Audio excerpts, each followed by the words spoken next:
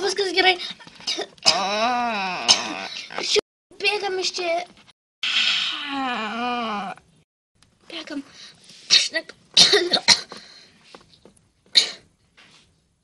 Bėgam, mama, greičiau.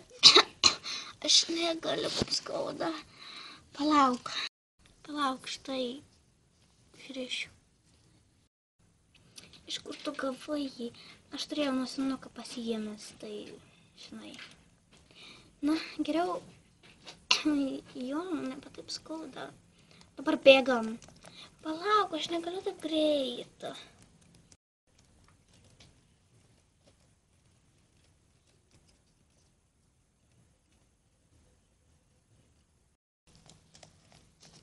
Kur mes čia esam? Nežinau. Čia atrodo kaip parkas. Suprantu. Žiūrėk, čia netrodo kaip parkas, čia kaip firma kažkokia. Ar fabrikas.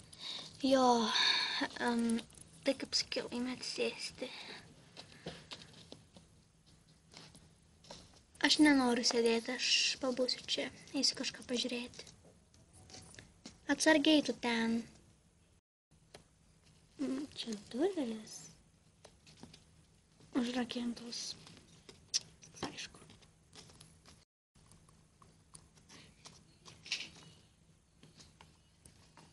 O, labas mergaitė, ko tu nori?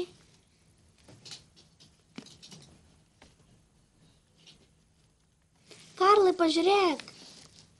Ką? Kas yra?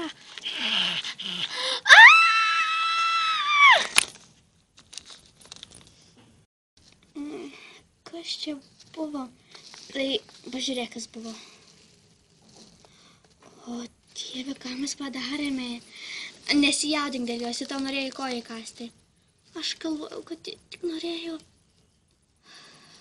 Neatsipalaiduok per daug. Jie šitą dieną dar savaitę nepasibaigė.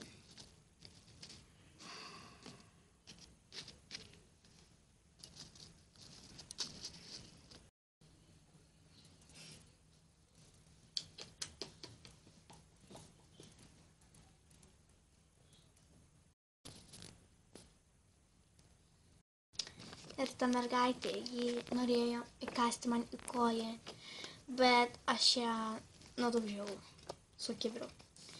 Ir po to mes pamatėme didelę Rusijos mašiną ir jūs atvažiavote.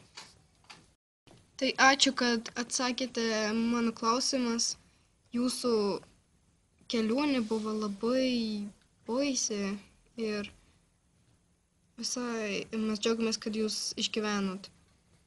Mes taip pat džiaugiamės, kad mes išgyvenome. Ir mes sužinojome, kad Finlandijoje yra tokia diena, ji vadinasi Ivanovo diena. Ir toj dienoj visi Finlandijos žmonės turi ėsti. Aš galvojau, kad jie kažkokie susirgė ar dar. Bet čia negali būti, kodėl? Mes patys nežinome, bet dabar sužinojome, kad jūs ne vienas nebuvo išgyvenęs iš tos dienos, bet jūs vienas išgyvenot. Jeigu būtumėt jūs mūsų nesuradę, tai kažin kaip būtų mums pasisekę. Nežinau, dabar visi žmonės žino ir nevažiuoja dabar į Finlandiją. Ir ačiū labai už šį. Jums ačiū.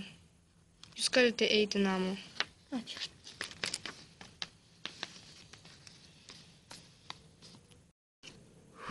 Niekada dar esu tokias istorijas girdėjęs.